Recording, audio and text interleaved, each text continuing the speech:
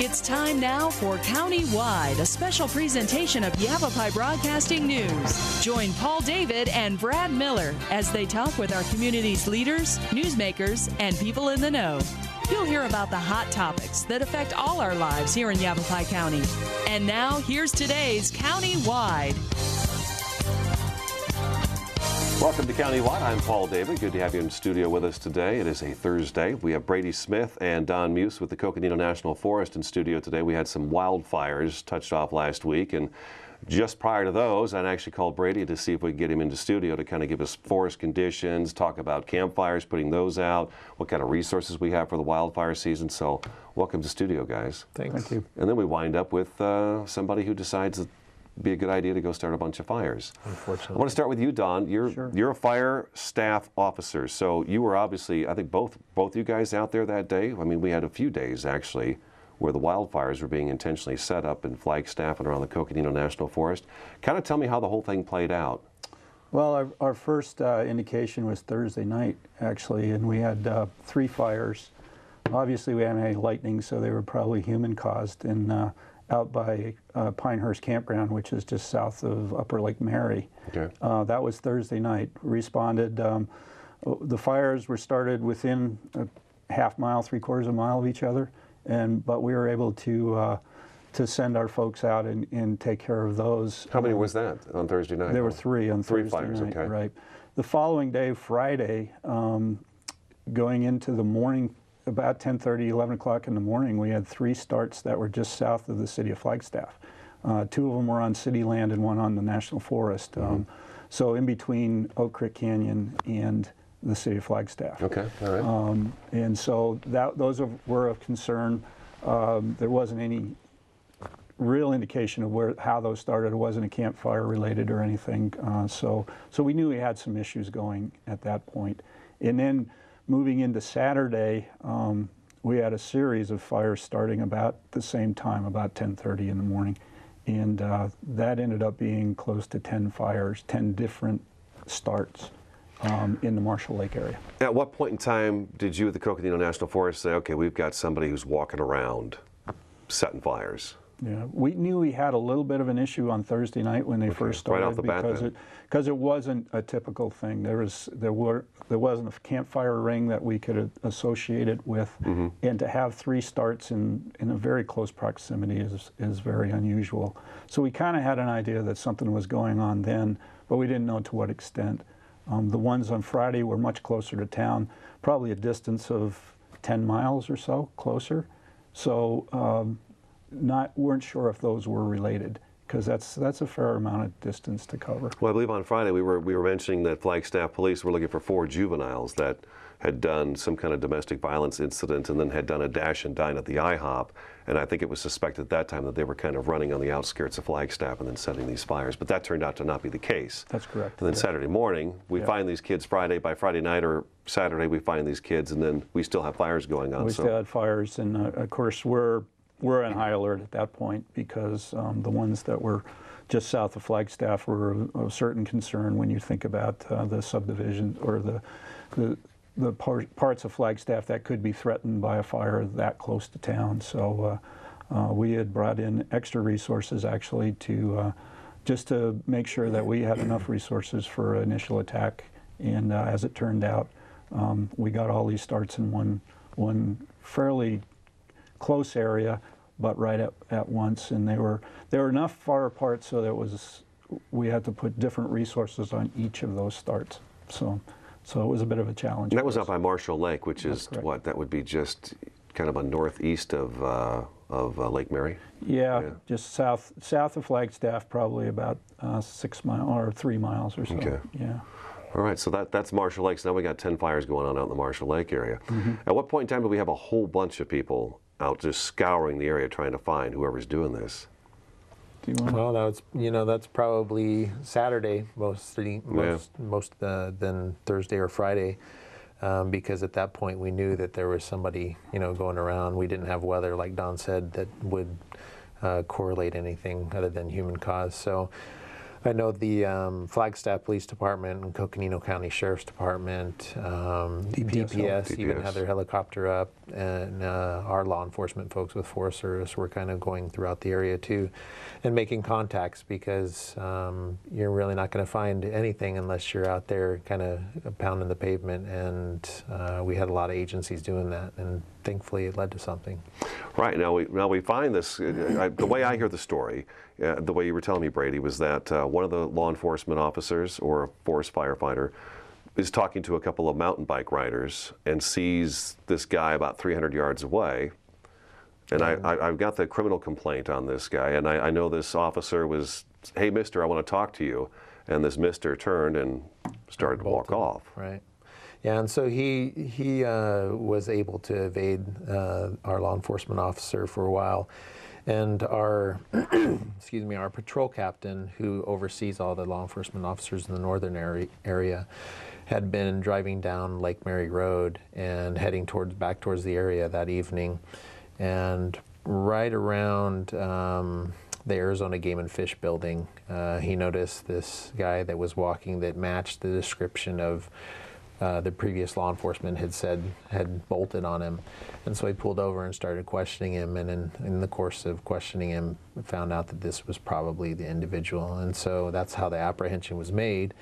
And of course now that's all in the U.S. Attorney's Office hands, and we're going to see how that bears out and with the investigation. I'm sure they're going to be asking him whether or not he took part in the other fires that were happening in the area and what his relationship were to those. Okay, that brings me to my next question, because I know he admitted to setting 6, but I know this gentleman also has some mental issues as well, so he may not know how many, and you mentioned on the cut that I got from you yesterday for the story that it's possible he may not be responsible for all. How many fires did we have between Thursday, Friday, and Saturday? Well, we Too many to count, 16. right? 16 fires, yeah. Okay, so there's 10 that we really don't have an account for. Right. So we're not sure if we've got everybody that may have done this. That's true. And we had a fire earlier in that similar area, the Fisher Point fire that was that could be attributed to this same thing. But you're right, we don't know if we've got everybody that may be involved, but more than likely we at least got the culprit from Saturday. Right. And we're not sure about Friday's stuff. I think we're pretty lucky. It was very windy. Yes. I mean, it always is in the spring, but it was incredibly windy last week. Yeah, and there were windier days, I think, prior to that. And I mean, you're always wondering, you know, what's going to happen in the morning, and especially anytime you have a weather forecast that has red flag warnings, or if it's going to be particularly windy, because you know even the smallest thing can turn into something large because that wind can blow it fairly quickly and wide. Well, we saw that over in Chino Valley. They had a fire in the Chino Valley area, and it just went from being, I think it was a few acres at the beginning, and then it shot up to over 1,000, so it got big real fast. Yeah, it goes quick. The things that keep me up in that area, where a fire starts and the timing based on the weather stuff. You probably don't sleep much this time of year either, do you? Well, it's a tough time of year, yeah. But you know, the right start in the wrong place can really cause us some issues, or with the weather behind it, a good front coming through with some winds. You know, we're pretty successful at initial attack and containing fires pretty quickly, but it's those ones that we just can't get ahead of are the tough ones. Yeah. So. Brady Smith and Don Muse are in studio today. I'm Paul David. This is Countywide. We're going to take a quick 2-minute break, and we'll be right back with more Countywide. Stick around.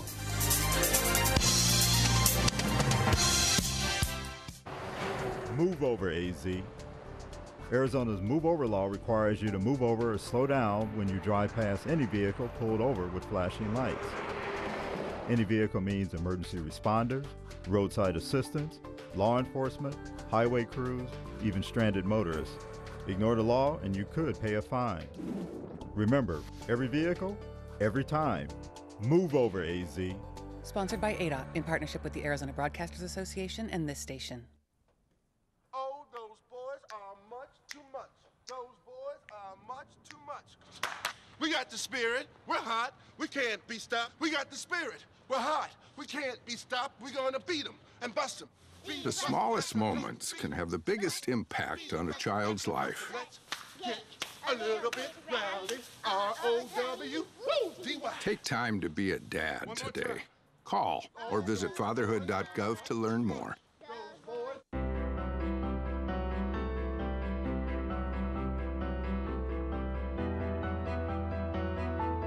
Body language can tell you all sorts of things.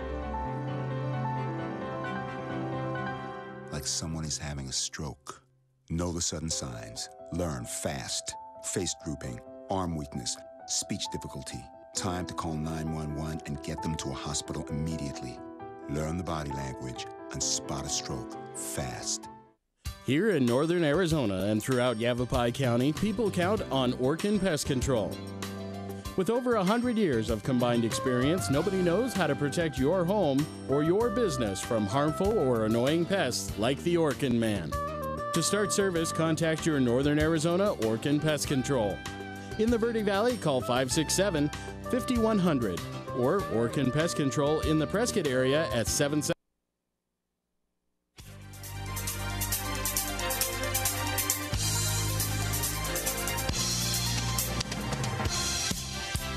Welcome back to Countywide. Good to have you in studio. Brady Smith and Don Muse with the Coconino National Forest in studio with us today. We're talking about Mr. Mark Maston. I don't think we've actually said his name yet, but he's 40 years of age out of California, and he was linked to at least some and confessed to some of the wildfires that touched off last Thursday, Friday, Saturday.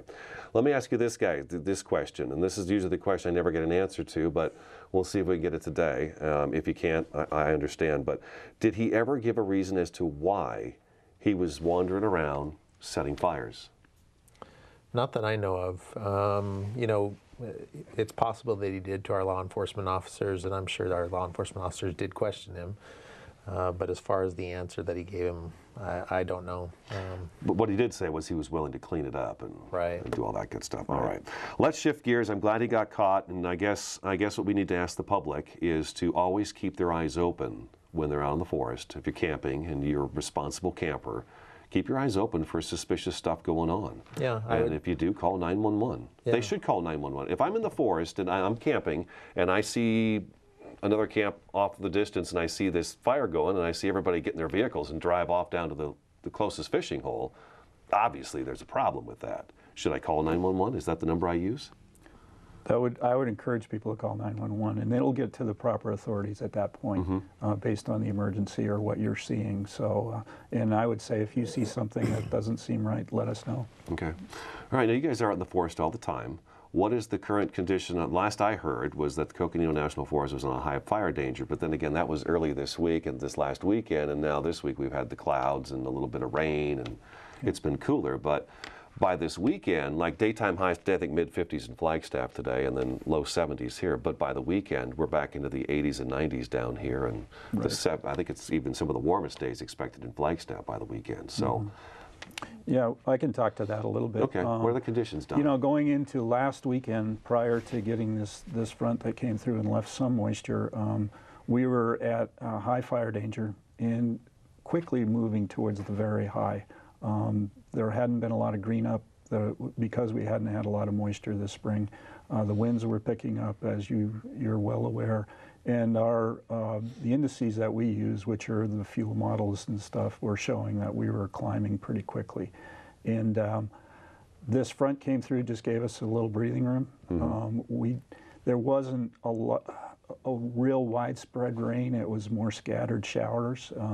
Some places got snow, some places got sleet, some places got hail, but one of our lookouts reported 4/10 of an inch. The East Pocket Lookout, which is right up overlooking Sedona, whereas the O'Leary Lookout reported just 1/10 of an inch. Where's that? So, that's up by Wapaki. Okay. Yeah, so it was fairly scattered. Hit and miss, huh? Yeah, but one of the things going into before this front came through and when we had these fires last weekend was that the humidities were very low. We were like in the single digits, 3 and 4% humidity. Those were our red flag days, correct? And those were red flag. Those are some of the indicators that bring us to a red flag condition. So with this front that came through and this continuing moisture that we're seeing, it's not a lot of moisture, but the humidities are much higher. The temperatures are cooler, so the potential is way down. And I think The scattered rain is going to help us in that we're going to see the new grasses, particularly if we get some warm weather this weekend, new grasses come up. So we'll have green grasses coming up interspersed with the dead stuff from last year. And those green grasses help retard the spread of fire. So the quick spread, it doesn't stop fires from getting started, but it makes it pretty easy for us to go in there and suppress them. I would imagine the foliage, the plant life this year, the vegetation, is having a difficult time getting started. I've noticed that driving between here and Flagstaff, and when you look along the side of the road, the grasses and stuff don't have that dark green like they would on a really nice wet spring. Sure. They're kind of a light green. And I've noticed a lot of tall dry grass too. Yeah. I think we're just in a temporary reprieve. I think it won't be long before we're back. We're probably still in high fire danger in some areas, so we'll probably hold it there, but it won't be very long before our indices are showing that we're climbing again. I think we've gotten pretty lucky this year. We've had a few warm weeks, and then we'll have a couple of cool weeks and a few warm ones, and I think we've got some warm ones coming again. And I've been kind of waiting for that whole, forget spring, forget winter, here's summer, guys, here it is, you know. Get the swamp coolers ready and stuff like that. How are the resources so far this year? Are we geared up and ready to go in case we have a horrible wildfire season? Because I know it's been predicted for the Southwest. We're expected to have a bad wildfire season. I've been getting a lot of questions on that, mainly because what's been happening in Washington, but our agency has been pretty good about providing the resources that we need so that we meet the intent of our preparedness. So we have the resources that are pretty similar to last year. What are those? Go ahead and give me an idea. Well, I can tell you on the Coconino Forest, the National Forest, that we have close to 180 folks just in fire management, and that's been pretty consistent the last couple of years. We have 3 hotshot crews, the Type 1 interagency hotshot crews, which are the best that we can throw out there. So there was a 20-person crews that will deal with local fires as well as go to other places and fight fire. We have 12 engines of various types on the forest. Those are our primary initial attack vehicles. We'll go whenever we get a start. We'll send an engine out there and then support them with water tenders. We have 4 water tenders. We have probably between 15 and 20 prevention patrol folks out on the forest on any given weekend and during the week. So those folks are making those personal contacts with the campers, saying, be careful with your fire, and giving them, handing out information on all the forest resources and opportunities that we have. We're staffing 8 lookouts for in order to detect fires if they do start. So most of those folks have just started this month. So we have a wider range of folks. Plus, we have the ability to call in extra if we need that. Now, where's the air support kept? Is it kept at Pulliam Airport in Flagstaff, or is it down in Phoenix, or where's that kept? It's variable. For us, the Coconino doesn't have actual aircraft assigned to us. Okay. The 1st of June, we'll bring an air attack platform in, which is a platform that allows us to get up in the air and actually direct resources and look for fires. But that won't happen until the 1st of June. In the meantime, I have access to whatever under contract with in the federal government. And locally, we have a wide range of folks. There's air tankers, large air tankers in the region that's available to me if we need to pull those in. There's helicopters both on the Kaibab, on the Prescott National Forest, and on the Tono National Forest that we can call in, which we did last weekend as we needed it. And so there's a wide range of stuff. There's close to 300 helicopters under exclusive use contract with the Forest Service nationally that we can utilize and call in if we need to do that. Good deal. Sounds like we're ready. We've got to take another break. Don Muse and Brady Smith in studio today, both from the Coconino National Forest. I'm Paul David. This is Countywide. We'll be back in just a couple minutes.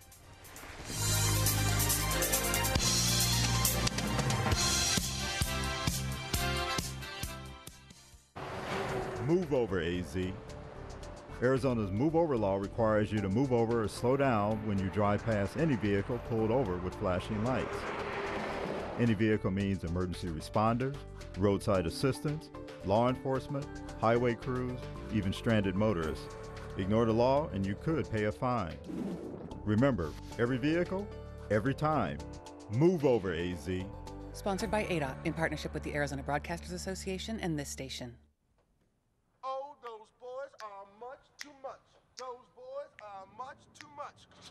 We got the spirit. We're hot. We can't be stopped. We got the spirit. We're hot. We can't be stopped. We're going to beat them and bust them. The smallest moments can have the biggest impact on a child's life. Let's get a little bit rowdy. R-O-W-D-Y. Take time to be a dad today. Call or visit fatherhood.gov to learn more.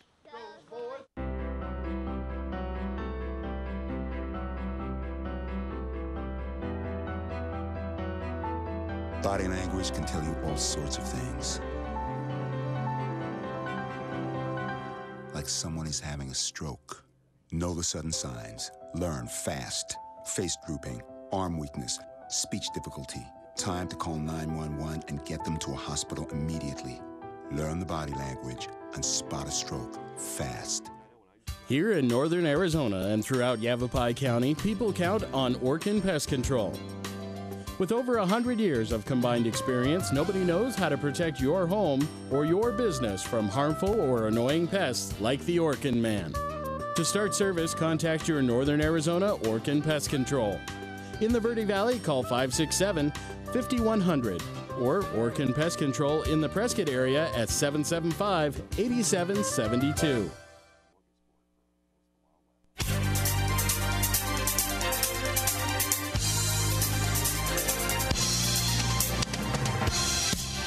Welcome back to Countywide. We have a couple minutes left of the program, and I know you've heard me say this a million times. You've heard Brady say it a million times. Maybe we'll have Don do it this time. Sure. Don, how do you properly put out a campfire so we don't have wildfires started by campfires that escape the ring? Sure. Well, the one thing is make sure that you've got it contained when you do have the fire and that you have this stuff available so that you don't lose this campfire. But the big thing that I look for is make sure you've got adequate water to pour on it, and don't just pour the water on. Take a shovel, take a tool, and stir it up and make sure it's out. Do the feel touch, put your fingers in there to make sure that it's out. We still find a lot of fires that are abandoned. We call them abandoned campfires. They're still in the ring, but they're still a threat because if the wind does pick up, they can spread ash and start a fire close by. But Don, I'm just going for a quick walk. Yeah. I'm just going for a quick walk. I'm just going to go down this dirt road here, maybe a mile or two. Yep. We'll be back in an hour or two. And that particular action is illegal. If you abandon that campfire and nobody's tending it, then it is an illegal action.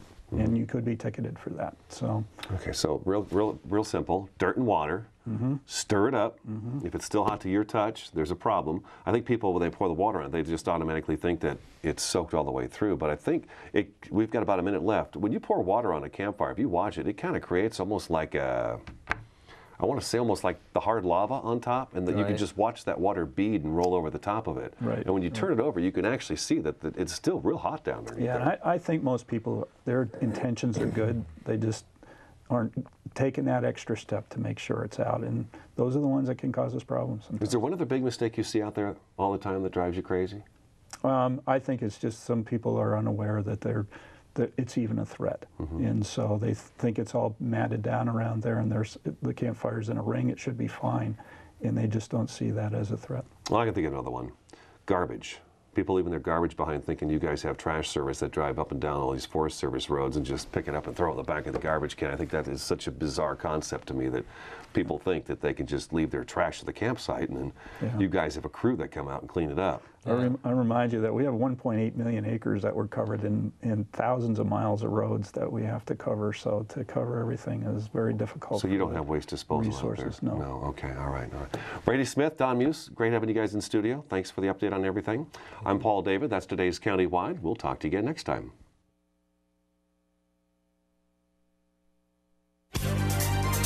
This has been Countywide, a special presentation of Yavapai Broadcasting News. Listen in each Tuesday and Thursday as we tackle the hot topics and talk to the decision makers across Yavapai County.